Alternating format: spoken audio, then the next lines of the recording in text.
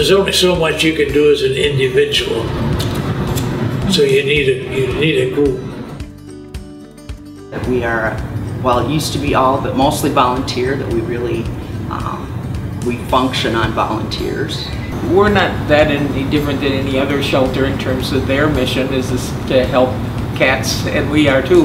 But we do it a little bit better, I think. I think we take the extra step, go the extra mile, take in a lot of the cats that people aren't, other organizations aren't taking in, that need more help or more time or more medical care.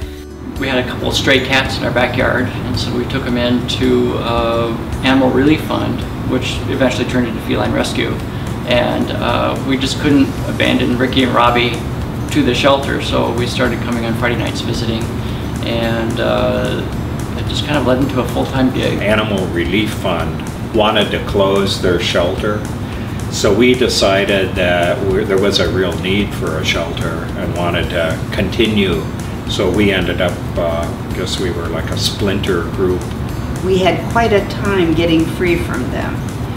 They did not want to give us any one of their cats or of their cages or anything. We just persisted and started over fresh. It was pretty crude in the beginning. We really didn't have that much money. There was one of our volunteers who, had he not paid for 1 year of our rent, we wouldn't be here today.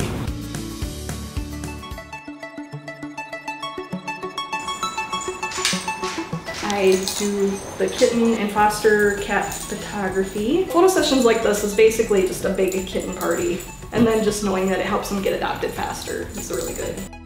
As part of fostering, we do distemper vaccinations. They don't like to sit still. They don't mind the shot so much as they don't like to sit still. The foster has such a great support group because you often get the sick ones, the ones that can't be in the shelter.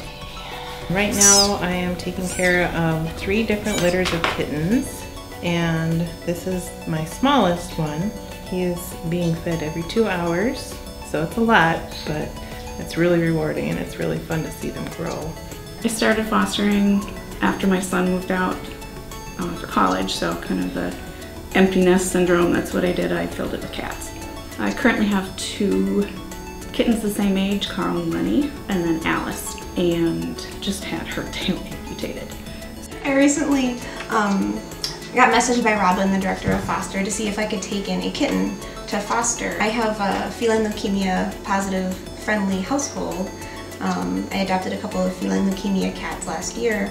So this cat, Willie, has feline leukemia and FIV, and we fell in love with him, and then our cat Groot also fell in love with him. My first foster was a foster fail, but I'm sure I'll be doing more fostering at some point, and maybe I won't fail at that.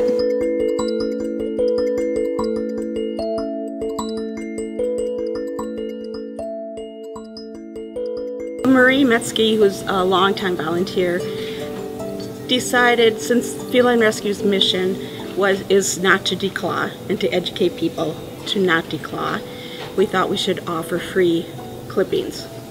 And it is a free service, but we ask for donations. We educate them about what scratching posts to use, and we educate them how to clip their claws if they want to try it on their own. And they're happier owners, and they're happier cats, and it's just a win-win for everyone.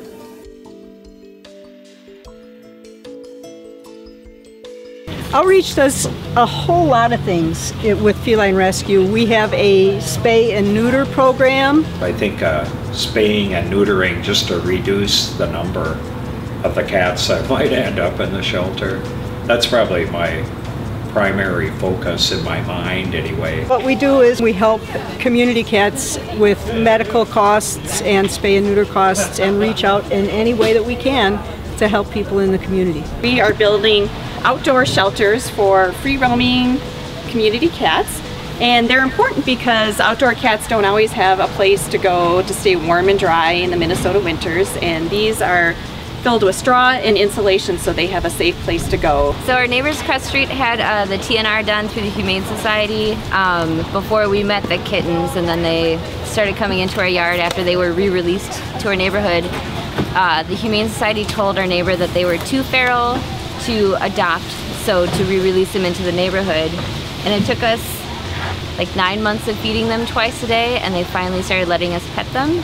And now they want to be pet more than they want to be fed when we go out there. We had all 3 cats survive in this last year. I adopted from the shelter. It'll be 5 years in November. And I just really like the atmosphere in the shelter and how they went through that whole process of really vetting you to make sure that you are going to keep the cat. I'm the lead worker from 6 to 8, where we, as a shelter caregiver, actually cleaning and feeding, watering, and all of that for the cats. I started volunteering with Feline Rescue about 2.5 years ago. Now I'm an adoption specialist, so I do adoptions on Monday nights at the shelter. It's pretty rewarding to talk to a person and find out what they are looking for in a cat and what they need for their household, and then suddenly see them make a connection with a particular cat, kind of match them up, you know, with a few cats that sort of fit what they're looking for, and then see that bond form.